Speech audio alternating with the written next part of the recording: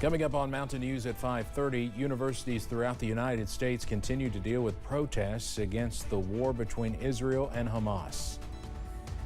And the Kentucky River Health Consortium gathers at the Perry County Public Library for an event created to help people with a loved one struggling with addiction.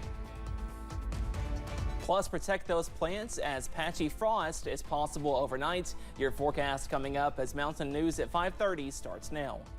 Dedicated to southern and eastern Kentucky, this is WYMT Mountain News at 5:30. Good evening, I'm Steve Hensley. Columbia University has given pro-Palestinian protesters until Friday to break down their encampment at the center of campus after an initial midnight deadline passed. Columbia is just one of a growing number of schools across the country where students are protesting Israel's ongoing war in Gaza. CBS's Naomi Ruckham reports from New York.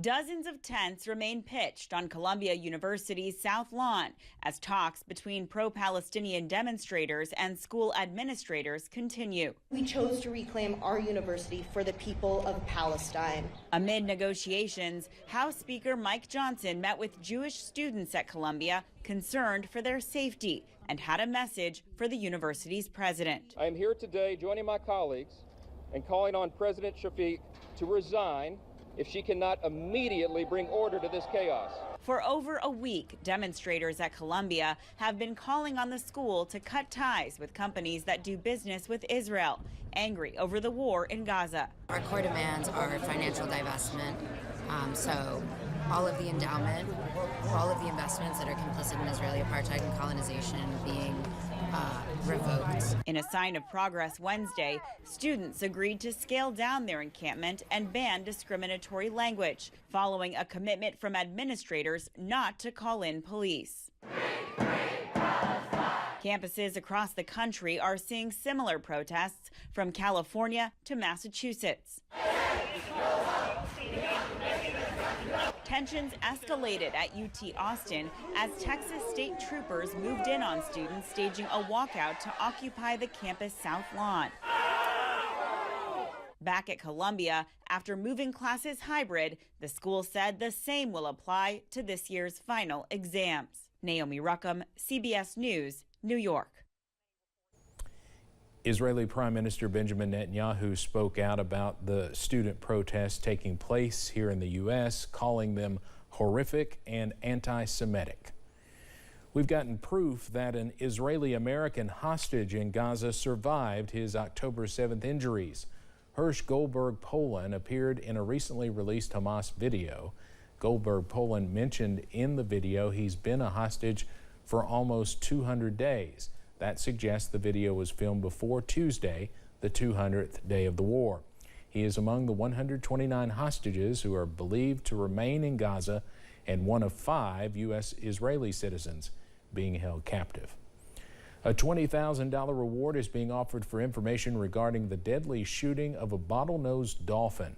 The National Oceanic and Atmospheric Administration says the animal was discovered last month on West Mays Beach in Louisiana's Cameron Parish. The dolphin was shot numerous times with bullets found in the brain and heart.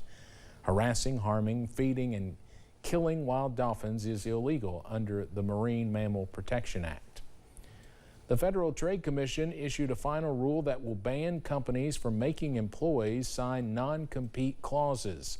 The agency estimates that about 30 million U.S. workers are bound by non-compete agreements. The decision follows a 3-2 vote among FTC commissioners.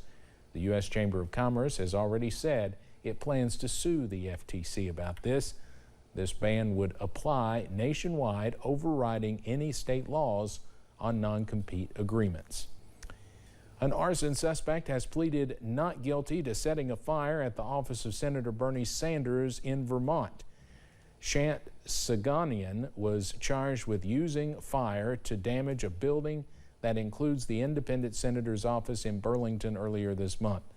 He's accused of going into the building and spraying a flammable liquid near the door where the senator's offices are, then setting it on fire with a lighter. No injuries were reported. New Jersey Congressman Donald Payne Jr. has died. He'd been hospitalized earlier this month after suffering a cardiac episode based on complications from diabetes. New Jersey Governor Phil Murphy called the congressman a steadfast champion for the people of New Jersey. The Democrat represented New Jersey's 10th district in Congress since 2012 after winning a special election to succeed his father following his death. Payne was 65 years old.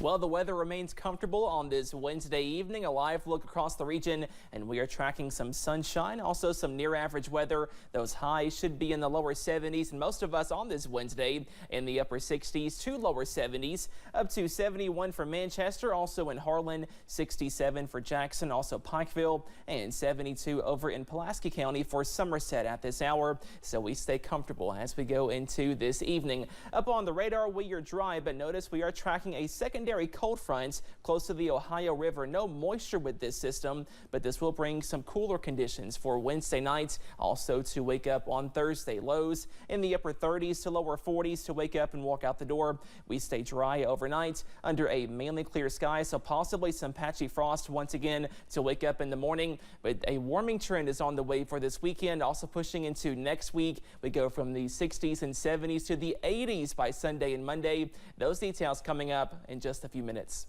Steve? Cameron, thank you. Today, the Kentucky River Health Consortium gathered together at the Perry County Public Library for an event called Picking Up the Pieces, an effort to make a difference in the lives of folks throughout the Kentucky River region. WYMT's Olivia Calfee has more on their efforts. A day focused around connecting the community and having hard conversations. An event called Picking Up the Pieces, focused on breaking down barriers surrounding drug and alcohol abuse. I think one of the things that we need to understand is people don't wake up in the morning and say, hey, I want to be addicted to something.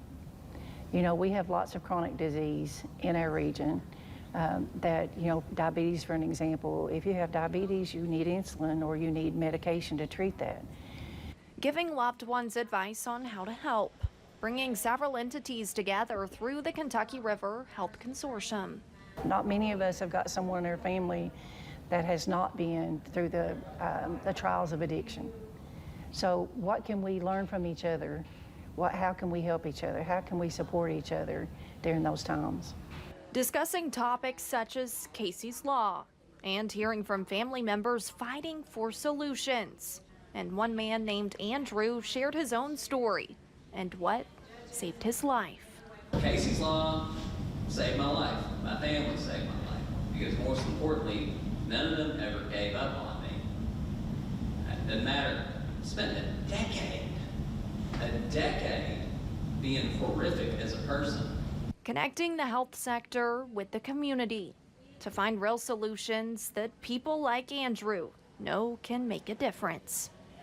In Perry County, Olivia Calfee, WYMT Mountain News. We have a link to some of the organizations that offer help in this story on our website, WYMT.com, and on the WYMT News app. Coming up on Mountain News at 5:30, product recalls were at their highest level in 7 years in 2023. We'll hear from an expert about how you can protect yourself from these potentially dangerous products. And we stay dry tomorrow, but rain chances are back by Friday. Those details coming up.